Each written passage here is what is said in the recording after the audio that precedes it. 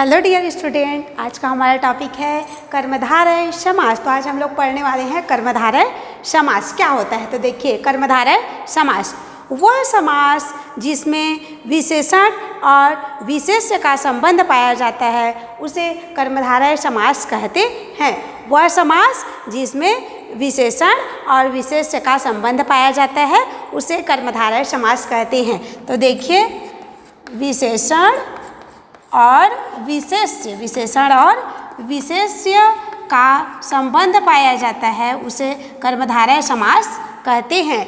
वह समास जिसमें विशेषण और विशेष्य का संबंध पाया जाता है उसे कर्मधारय समास कहते हैं। या सीधी भाषा में बोल सकते हैं, वह समास जिसमें विशेषण और विशेष्य होता है उसे कर्मधारय समास कहते हैं। विशेषण और विशेष्य का जो समास होता है उसे हम लोग कर्मधारय समास कहेंगे।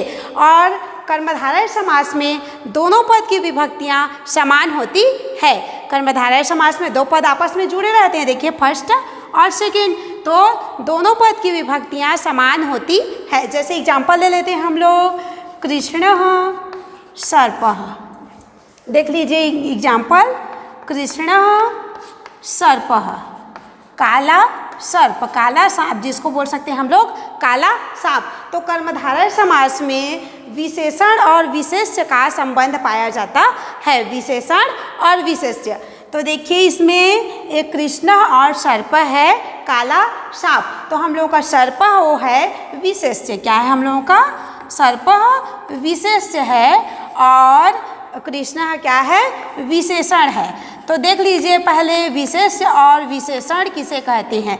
एक सर्प क्या है? विशेष्य है और कृष्ण क्या है? विशेषण है। तो हम लोग फर्स्ट देखेंगे, कर्मधारय समास में बोलता है कि विशेष्य, विशेषण और विशेष्य का संबंध पाया जाता है उसे कर्मधारय समास कहते हैं। तो देखते हैं पहले विशेषण और विशेष्य क्या होता है, उसके बाद हम लोग इसको समझने की कोशिश करेंगे कि इसको कैसे ज्वाइंट करना है और कैसे इसको विग्रह करना है। तो देखिए, विशेष्य, विशेष्य जिसकी विशेषता बताई जाती है उसे विशेष्य कहते हैं। जिसकी विशेषता बताई जाती है उसे विशेष्य कहते हैं। जैसे यहाँ पर हम लोग सांप की विशेषता बता रहे हैं कि वह क्या है? काला है। तो देखिए, जिसकी विशेषता बताई जाती है उसे विशेष्य कहते हैं और जिस माध्यम से उसकी विशेषता बताई जाती है उसे विशेषण कहते हैं। तो हम लोगों का यहाँ पर कौन से माध्यम से विशेषता बता रहे हैं?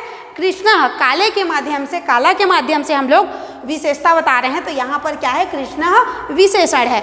तो जिसकी विशेषता बताई जाती है उसे विशेष्य कहते हैं और जिस माध्यम से विशेषता बताई जाती है उसे विशेषण कहते हैं। जैसे एग्जाम्पल के लिए लेते हैं सफ़ेद चौक। हमारे पास क्या है? मेरे पास, ठीक है, मेरे पास है एक सफ़ेद चौक। तो चौक है वह क्या है? विशेष्य है। मतलब मैं चौक की विशेषता बता रही हूँ। तो चौक क्या है? यहाँ पर विशेष्य है और ये क्या है? सफ़ेद है। तो मैं सफ़ेद के माध्यम से इसकी विशेषता बता रही हूँ। तो सफ़ेद यहाँ पर क्या है? विशेषण है। तो जिसकी विशेषता बता रहे हैं हम लोग, किसकी विशेषता बता रहे हैं? चौक की। तो चौक हमारा क्या है? विशेष्य है। और यह क्या है? कौन से कलर का है? सफ़ेद कलर का है। तो ये सफ़ेद क्या है? हम लोगों का विशेषण है। तो जिसकी विशेषता बताई जाती है वो विशेष्य हुआ और जिस माध्यम से विशेषता बताई जाती है वह क्या हुआ? विशेषण हुआ। या हम लोग सर्प, काला और या और कुछ भी कलर यहाँ पर ऐड कर सकते हैं, छोटा मोटा गोरा जो भी ऐड करेंगे वो क्या हो जाएगा? यहाँ पर विशेषण हो जाएगा। और जिसकी विशेषता बताएंगे, जैसे चौक का बताती हूँ तो चौक यहाँ पर विशेष्य हुआ, सांप का बताती हूँ तो सांप भी यहाँ विशेष्य हुआ। और यहाँ पर देखिए, नारी की विशेषता बताई जा रही है कि वह सुंदर है या सुंदरी है।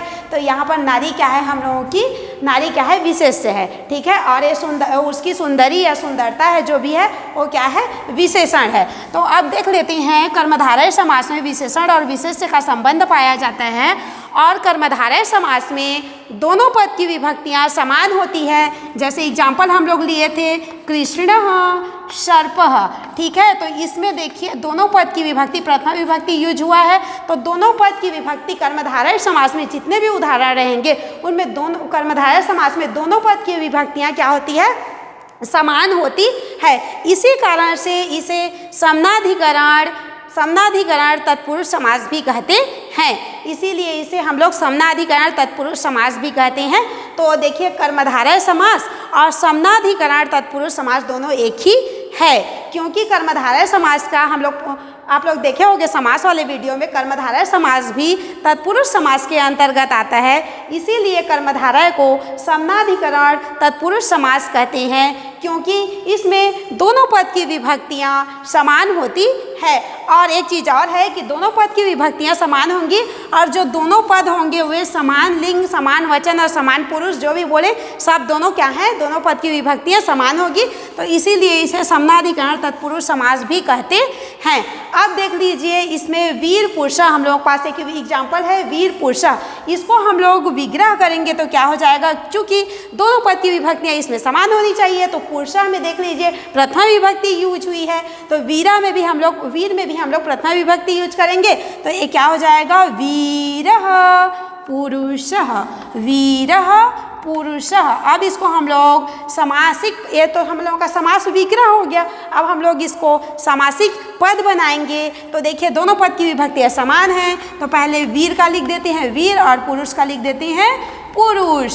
और चूँकि प्रथमा विभक्ति एक वचन है तो यहाँ पर दोनों के लिए हम लोग प्रथमा विभक्ति यूज कर देते हैं। तो कर्मधारय समास में दोनों पद की विभक्तियाँ समान होती हैं, इसीलिए इसे समनाधिकरण तत्पुरुष समास भी कहते हैं। और तत्पुरुष समास क्यों कहते हैं, क्योंकि कर्मधारय समास भी तत्पुरुष समास के अंतर्गत ही एक भेद के रूप में आता है और दोनों पद की विभक्तियाँ समान होने के कारण समनाधिकरण कहलाता है।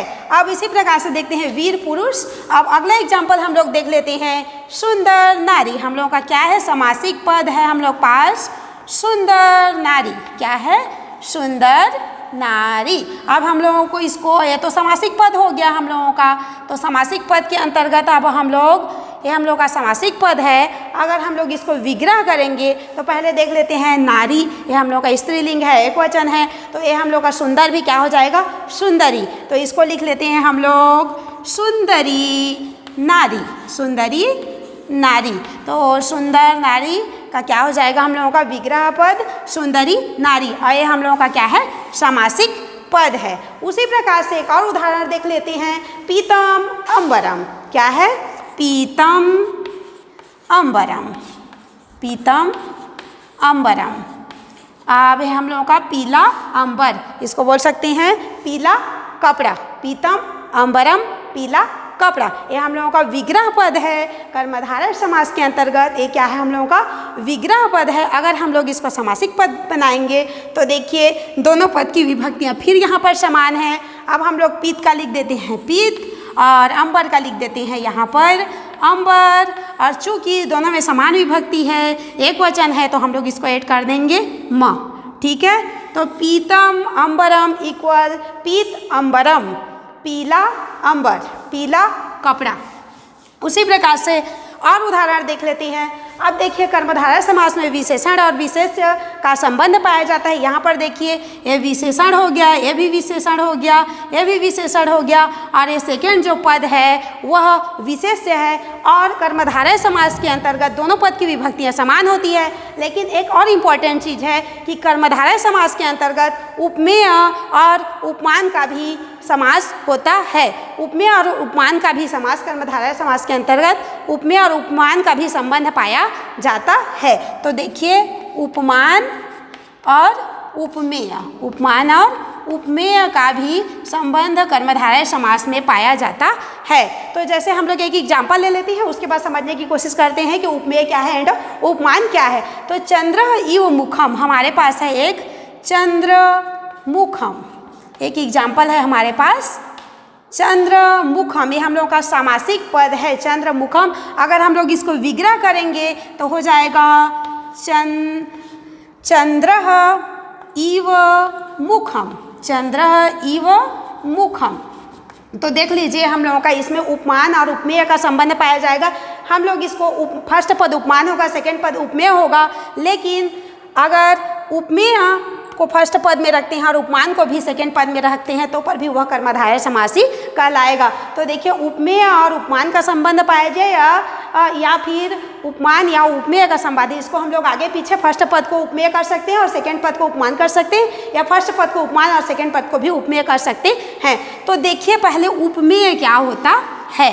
तो उपमेय जिसकी तुलना की जाती है, जिसकी तुलना की जाती है उसे उपमेय बोलते हैं।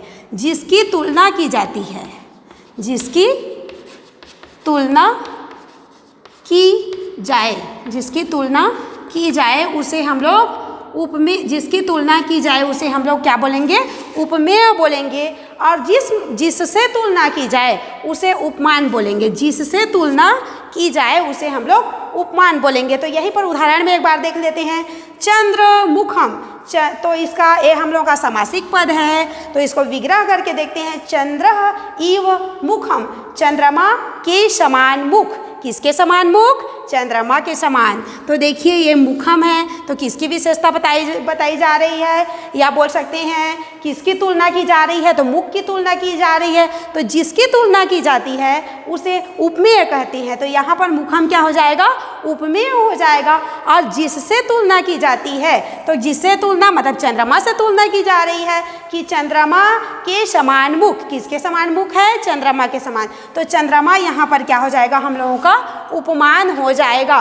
तो जिसकी तुलना की जाती है वह उपमेय है, और जिससे तुलना की जाती है वह उपमान कहलाता है। अदर एग्जाम्पल में फर्स्ट पद यहाँ पर हम लोगों का उपमान आया है, और द्वितीय पद या उत्तर पद या सेकेंड पद बोल सकते हैं, यह उपमेय है। लेकिन कर्मधारय समास में हम लोग उपमेय को आगे रख करके उपमान को भी पीछे रख सकते हैं। उपमेय को आगे रख करके उपमान को भी पीछे रख सकते हैं। तो देखिए उपमान और उपमेय अब अदर एग्जाम्पल में देख लेते हैं। मुखमेव कमलम, मुखमेव कमलम, तो ये हम लोगों का विग्रह पद है। अब इसको हम लोग समासिक पद बनाएंगे तो क्या हो जाएगा?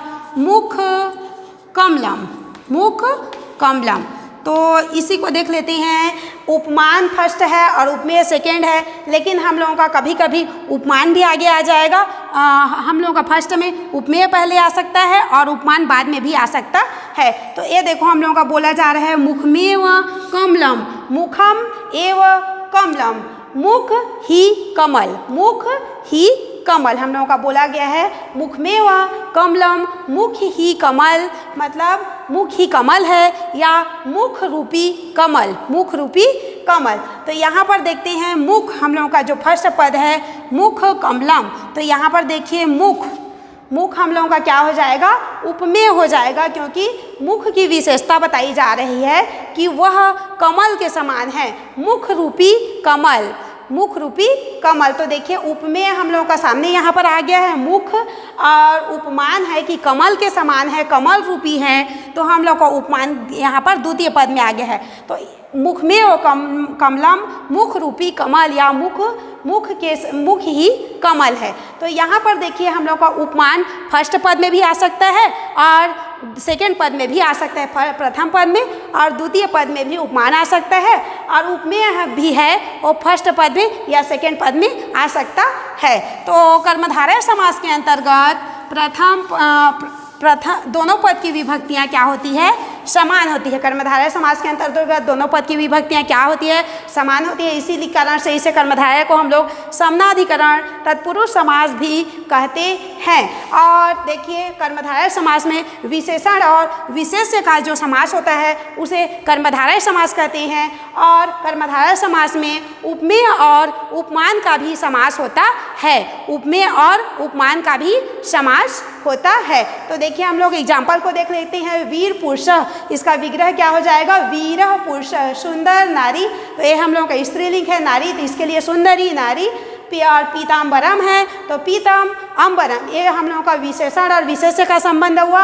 अब इसके बाद देखते हैं उपमेय और उपमान का संबंध होता है या उपमान या उपमेय का संबंध होता है। तो चंद्र इव मुखम, चंद्र इव मुखम, चंद्रमा के समान मुख। उसी प्रकार से तो इसका हम लोग समासिक पद बनाएंगे तो हो जाएगा चंद्रमुखम, चंद्रमुखम। घन इव श्यामः, एक और एग्जाम्पल देख लेते हैं। घन इव श्यामः मतलब किसके समान श्याम है, किसके समान सांवला है? तो देखिए घन बादल के समान सांवला है। तो इसका क्या हो जाएगा? हम लोग समासिक पद बनाएंगे तो घन श्यामः, इसका क्या हो जाएगा? घन श्यामः। घन इव श्यामः किसके समान श्याम है? तो देखिए घन मतलब बादल के समान क्या है? श्याम या सांवला है। अब उसी प्रकार से देखते हैं मुखमेव कमला, मुख रूपी कमल, मुख ही कमल, इसका क्या हो जाएगा मुख कमलम। और उसी प्रकार से पुरुष एव व्याघ्र, पुरुष ही व्याघ्र है या पुरुष रूपी व्याघ्र, तो इसका हो जाएगा पुरुष व्याघ्र। इसको लिख सकते हैं हम लोग, पुरुष का हो गया पुरुष और व्याघ्र का हो गया व्याघ्र। चूँकि प्रथमा विभक्ति ऐड है यहाँ पर, तो ये हम लोगों का एक विभक्ति चिन्ह को ऐड कर देंगे, तो पुरुष व्याघ्र। इस प्रकार से कर्मधारय समास के अंतर्गत दोनों पद की विभक्तियाँ समान होती है और विशेषण विशेष्य का संबंध पाया जाता है, प्लस उसके साथ हम लोगों का उपमेय और उपमान का भी समास होता है। तो कर्मधारय समास यहाँ से हम लोगों का एंड होता है।